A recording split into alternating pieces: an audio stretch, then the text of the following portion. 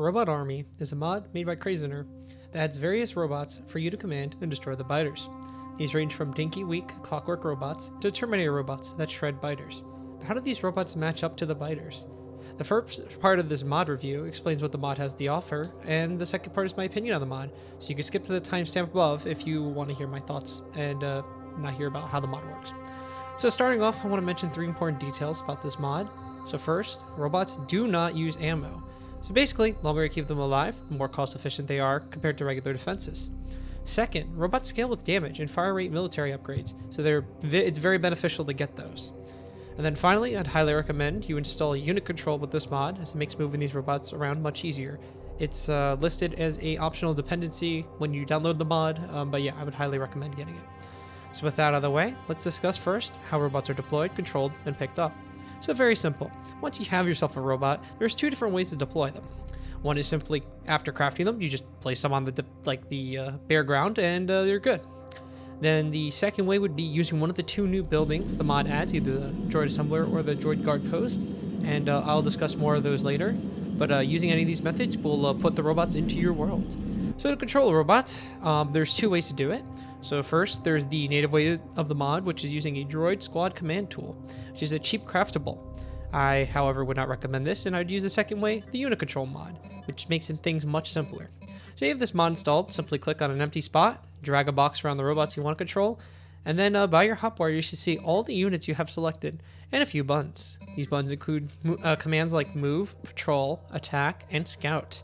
Quick tip is by right-clicking once when selecting units, they'll attack move to a location, and if you hit right-click twice, it quickly turns into a move command. Okay, on to picking up robots. It's simple. Either you mine the robot or use the droid pickup tool, which the droid pickup tool is a craftable. I highly recommend using this since it makes picking up whole armies easily. Simply drag a box around the units you want to pick up from literally anywhere on the map, and they'll go back to your inventory brand new.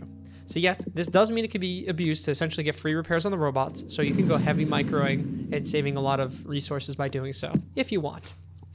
Okay, now that we've gotten all that nitty-gritty out of the way with the controls and placing and such, let's actually talk about what the mod adds. So the mod adds 5 new robots for you to control and wreak havoc on the biters with. So first one I mentioned earlier was the Clockwork robot. It's a decent range of 15, small damage, and only 40 HP, comparable to a pea shooter using your pistol, I would say. Basically, he's meant to be used in swarms and is the first robot you unlocked, so it's the earliest one you could do. It's pretty cheap to get the research. I'd say about it's like 80-ish red science, I don't know. Basically, he costs around 25 iron plates and 27 copper plates, and to be honest, I'd recommend just using him to supplement your turrets early game, as by the time you can get a massive army of these guys, it's just better to get other robots, especially due to the weak HP. Also, fun tip. You can mass stack these robots in a small cube for some concentrated firepower. This works for all the robots.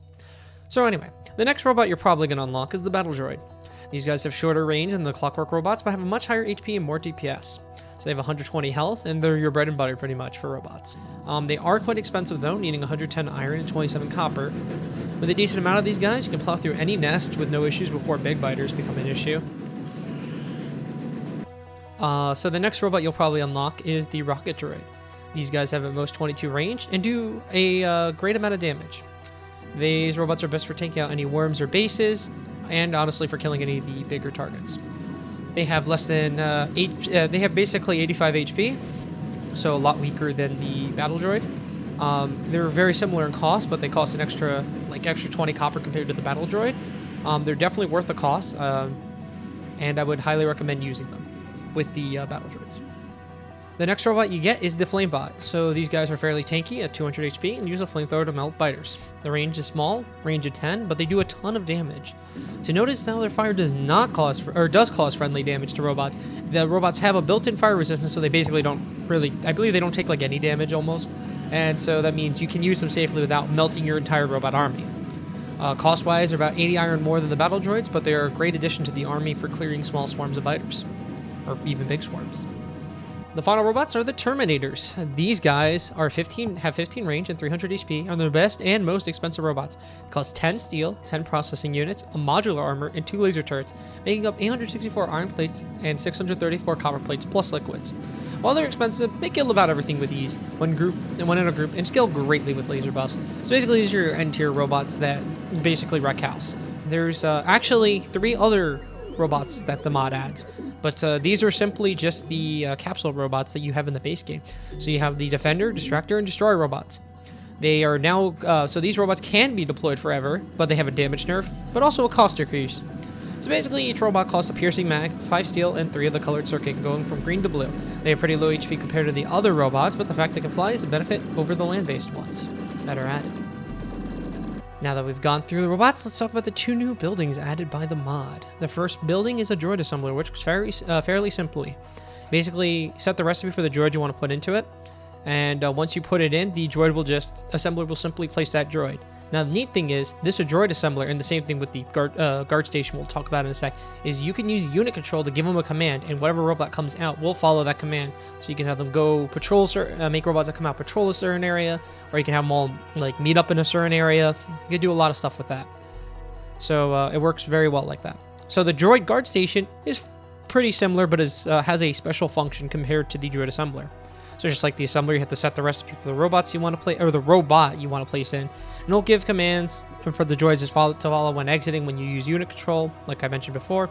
But what's special is basically this one maintains a set squad size and will spawn no more with the squad size being 10, at least when you don't give it patrol points.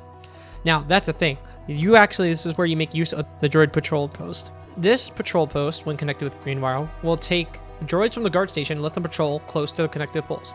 So basically, you're making a wall of droids just going in a line. That's basically what it does. The only downside is, no, it's not dynamic. You actually have to set the patrol point for all the robots. So I'd probably do this through the guard station. So basically, if you ever add a new section, you're going to have to reset the whole patrol point, which kind of makes it a pain. But, you know, it's pretty decent. Yeah, so now that we've gone through all the technical stuff, let's talk about my thoughts about the mod.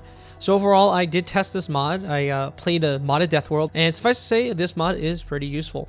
Now, granted, when I did Death World, I just did like armored biters, toxic biters, and like explosive biters and stuff. I didn't do rampant. But still, it was very useful.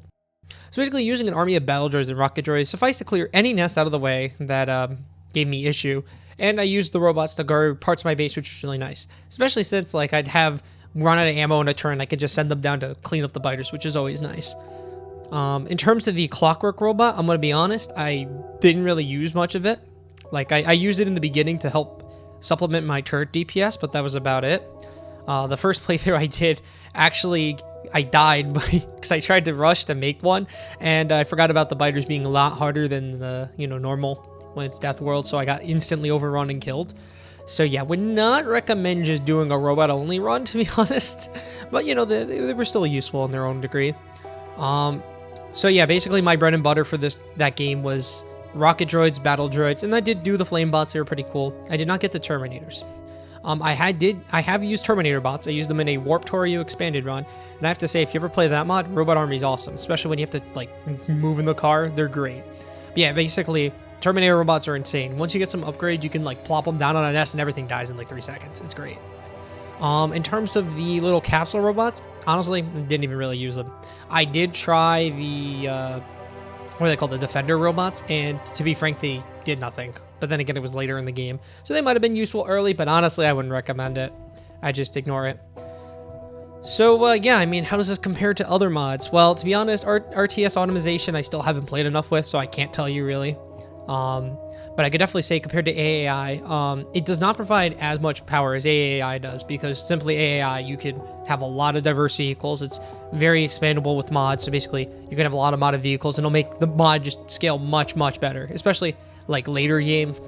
AAI, I think, does a much better job. However, I think it still does a great job against biter hordes. While it doesn't have too many diverse damage types, the fact that the robots don't use ammo means if you play their cards right, you can save a lot of resources just by using robots. And yeah, the controls can be a bit finicky with unit control, but overall they do a great job.